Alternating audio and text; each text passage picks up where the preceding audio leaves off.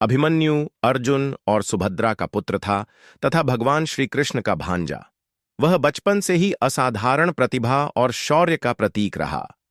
अभिमन्यु का जीवन बहुत छोटा था, किंतु उसने अपने अल्प आयु में जो पराक्रम दिखाया वह उसे अमर बना गया।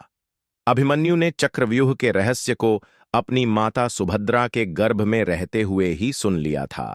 जब अर्जुन सुभद्रा को युद्ध की विभिन्न रणनीतियां समझा रहे थे, तब गर्भस्थ अभिमन्यु ध्यान से सुन रहा था। उसने चक्रव्यूह में प्रवेश करने की विधि तो पूरी तरह से सीख ली थी, परंतु दुर्भाग्यवश सुभद्रा को नींद आ जाने के कारण अर्जुन चक्रव्यूह से बाहर निकलने की विधि नहीं समझा पाए।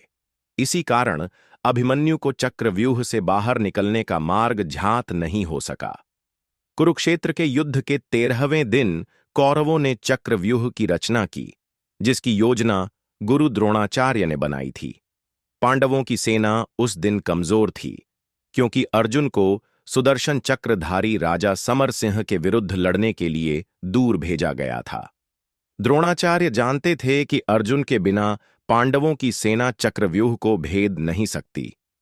उस समय मात्र अभिमन्यु ही था जिसे चक्रव्यूह में प्रवेश करने की विद्या आती थी।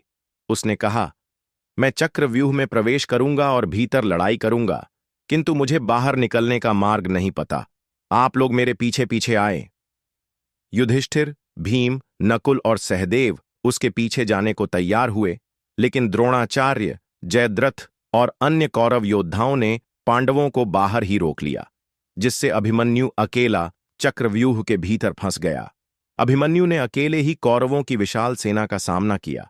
उसने कई महारथियों को पराजित किया, जिनमें दुर्योधन का पुत्र लक्ष्मण, शुक्राचार्य, बृहदबाल और अनेक अन्य योद्धा शामिल थे।